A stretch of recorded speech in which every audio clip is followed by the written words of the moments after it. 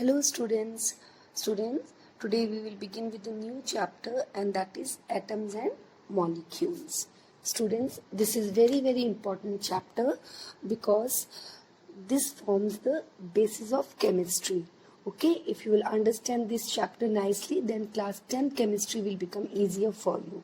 Okay, so what is matter composed of? Anyone can answer this question? What is matter composed of?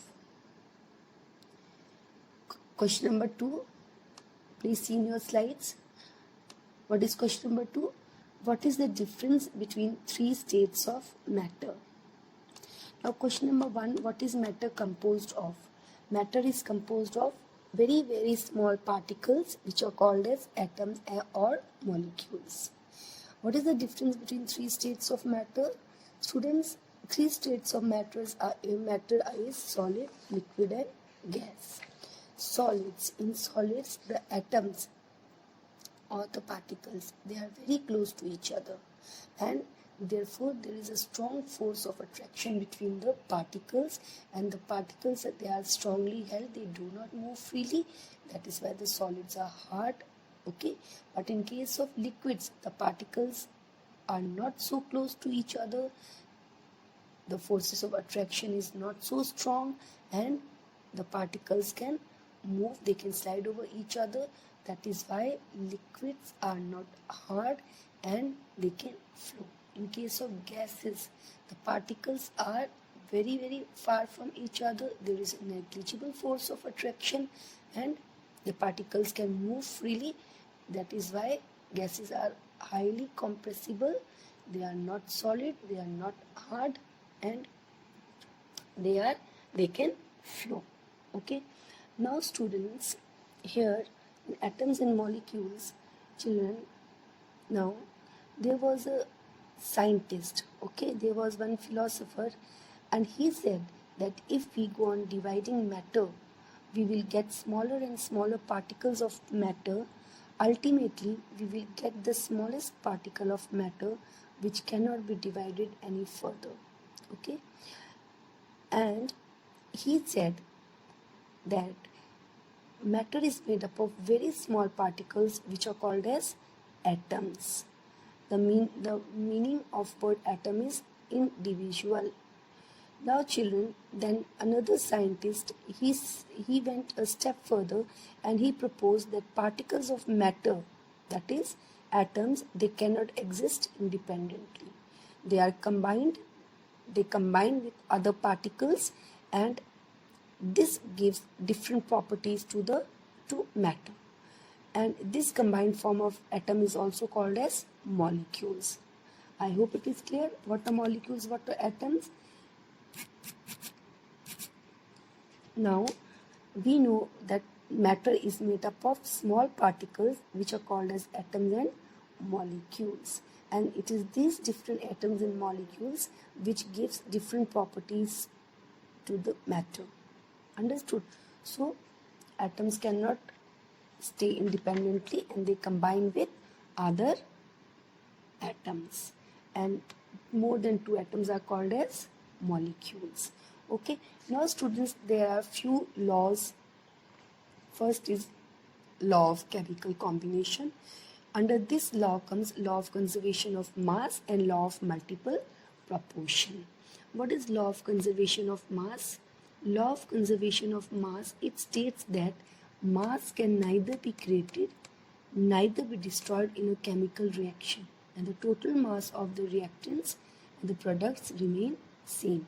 Now you can see here one chemical reaction is there. One chemical reaction is shown, that is hydrogen and oxygen. They are reactants, and water, that is the product. The product which is formed, or the new substance which is formed on right hand side of the arrow is called as the product, and the substances which is present on left hand side of the arrow are called reactants. Now what happens, children? What happens, students? The reactants, they react with each other and they form a new substance which is called as the product. Understood? Now during the chemical reaction, what happens? The reactants, they react with each other and they form the new substance, but during the chemical reaction the mass of the reactants and the mass of the product does not change. The mass, that is neither destroyed, that is neither created, but the total mass of the reactant and the product remains same. Understood? Now you can see here there is one experiment set up. All of you see in the slides. Now you can see here there is a flask, and in this flask you can see there are two chemicals can be taken. One is sodium sulfate and barium chloride. X is, what is X? X is sodium chloride, X is sodium sulfate, and Y is barium chloride. Now what happens here in the flask? First of all, barium chloride is taken. A solution of barium chloride is taken, and there is a small tube which you can see. This is called as the ignition tube, and in this tube is taken sodium sulfate. I hope it is clear what is taken here. So in the flask, what is taken in the flask? Solution Y, which is barium chloride, and in the ignition tube what is present? Ignition tube, sodium sulfate is present. Now what happens after some time, this ignition tube that is tilted down, and the solution which is present in the ignition tube, which solution is present? That is sodium sulfate. That solution that will mix with solution Y, that is barium chloride. Now here what will happen? The reaction will take place. The reaction between sodium sulfate and barium chloride will take place, and what is formed? New substance which is called as sodium chloride and barium sulfate is formed. I hope it is clear. So you can see here in the equation X and Y. What are X and Y? X is sodium sulfate and barium chloride. Y is barium chloride, and both sodium sulfate and barium chloride are reactants. Now what will happen? These two will react. A chemical reaction will take place and new substance is formed. And new substance that is formed are called products, and that is formed on right hand side of the arrow. And what are those new products? Sodium chloride and barium sulfate. And you will find when you will weigh the flask before the reaction and after the reaction, the weight will be same. Understood or no? So before the reaction, the total weight of sodium sulfate and barium chloride was equivalent to the weight after the reaction, to the weight of the products which is formed after the reaction. I hope it is clear, all of you. You can see in beaker 2 also, when the solution in the ignition tube X, when it is mixed with a solution Y.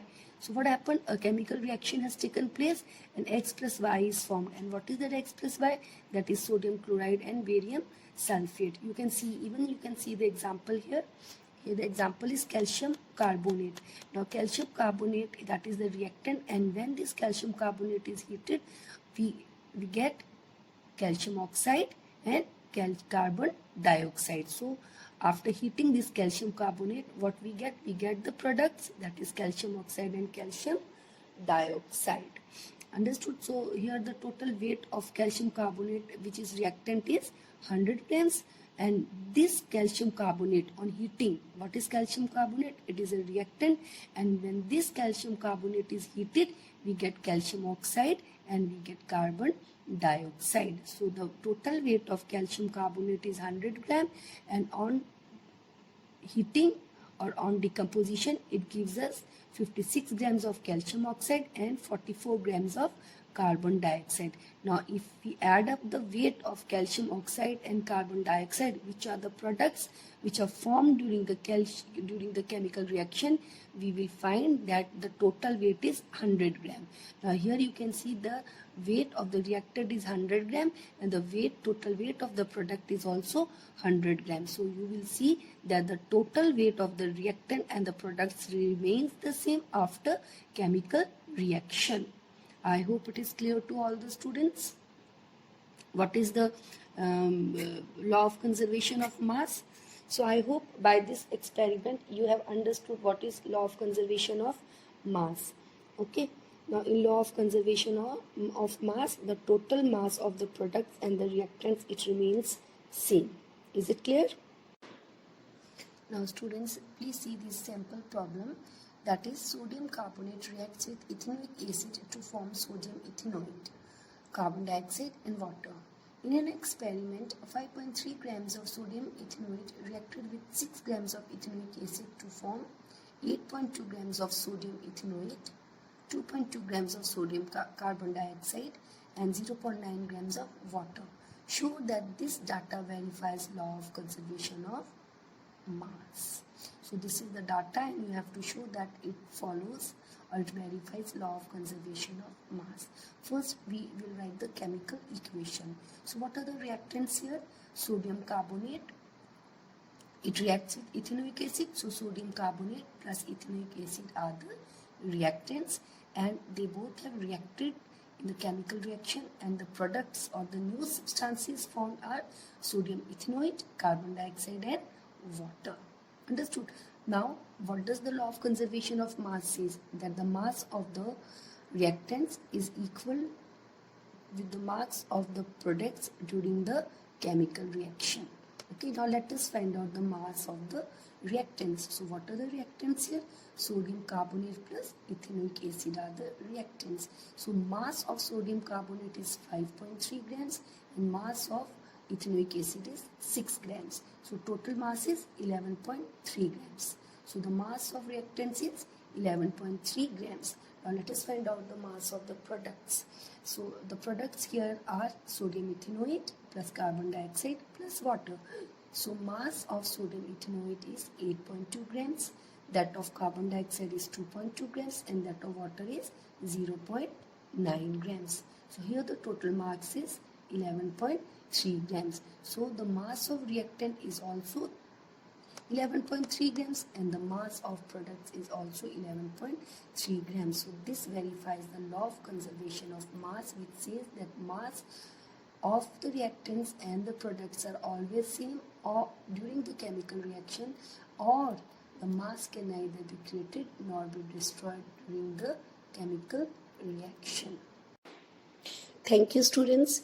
Now you will watch one very nice, beautiful motivational video.